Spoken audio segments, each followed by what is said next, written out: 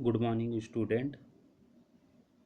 हम लोग पढ़ेंगे एनसीईआरटी क्लास 10th की और इसमें पॉलिटिकल साइंस पढ़ेंगे और चैप्टर है सेकंड और चैप्टर का नाम है संघवाद। ठीक है, इस चैप्टर के हम लोग बहुविकल्पी प्रश्नों को पूरा करेंगे। पहला प्रश्न है, इनमें से कौन सा विषय समवर्ती सूची में शामिल नहीं है। ठीक है, ये पूछा गया है कि समवर्ती सूची में कौन सा विषय है जो शामिल नहीं है। तो पहले मैं ये आपको बता दूं कि कौन कौन सी सूचियां हैं। सूचियां तीन हैं: संघ सूची, राज्य सूची, समवर्ती सूची। ठीक है, तो समवर्ती सूची में कौन कौन से विषय आते हैं उसको देख लेते हैं। तो इसमें आता है शिक्षा, वन, मजदूर संघ,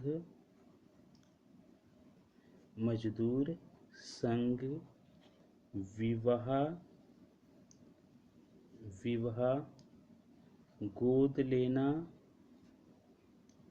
गोद लेना और उत्तराधिकारी।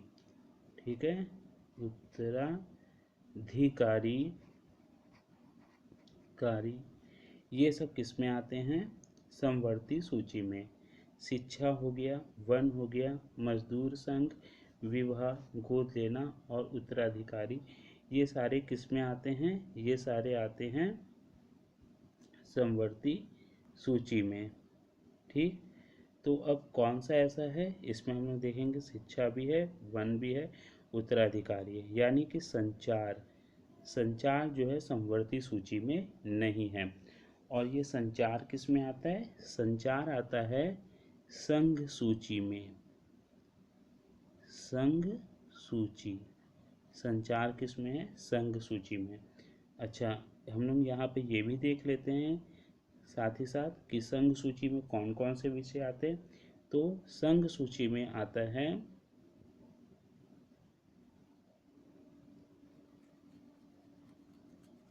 संघ सूची में के अंतर्गत आएंगे रेलवे,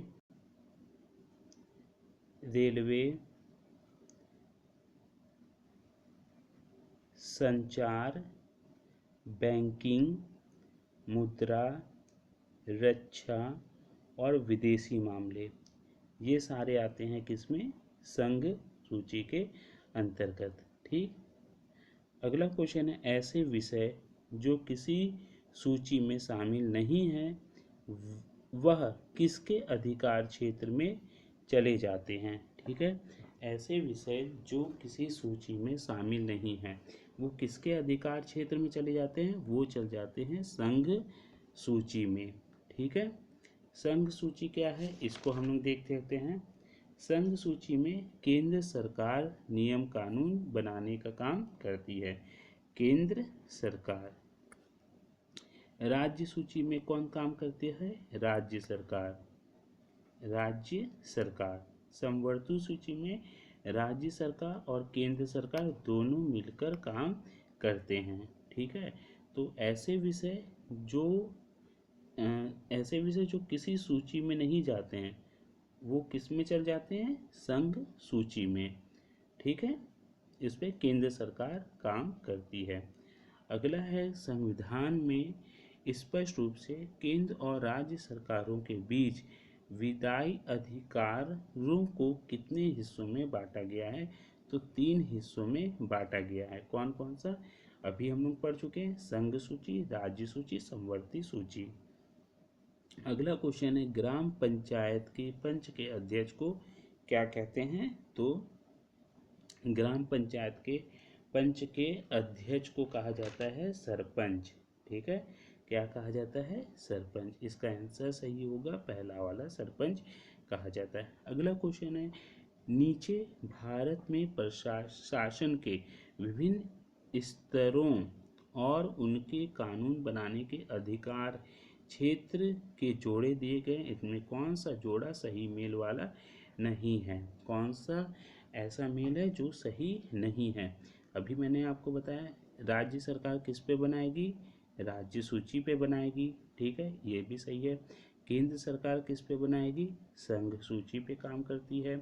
केंद्र और राज्य सरकार दोनों मिलकर किस पे काम करती है? समवर्ती सूची पे काम करती है। तो अवशिष्ट शक्तियों पर कौन काम करती है? अवशिष्ट शक्तियों पर देखा जाए तो केंद्र सरकार ही काम करती है, स्थानीय सरकार नहीं काम करती है, ठीक है।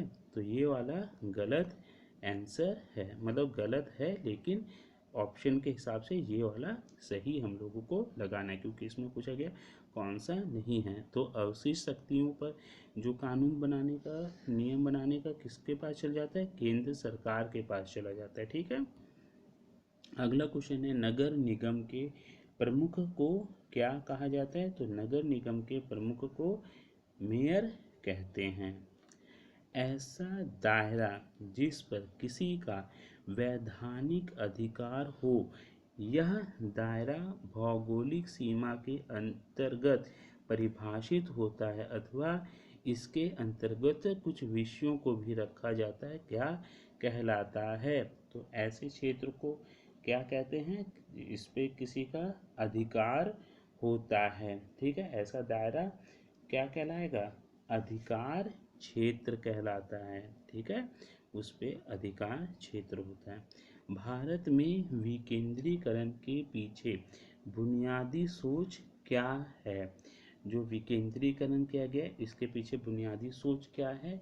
तो इसका बुनियादी सोच यही है कि अनेक मुद्दों और समस्याओं का निपटारा स्थानीय स्तर पर बढ़िया ढंग से हो सके, ठीक है। ये है विकेंद्रीकरण का बुनियादी ढांचा।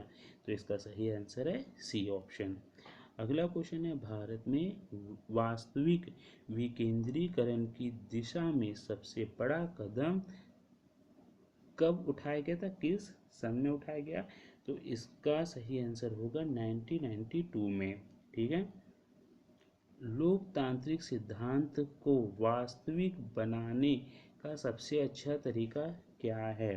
ठीक है, तो इसमें सबसे अच्छा तरीका पूछा गया है, तो इसका सही आंसर होगा स्थायी सरकार को, स्थानीय सरकार, सॉरी ये स्थायी लिखा है, ये स्थायी नहीं होगा, यहाँ पर होगा स्थानीय, ठीक है, स्थानीय।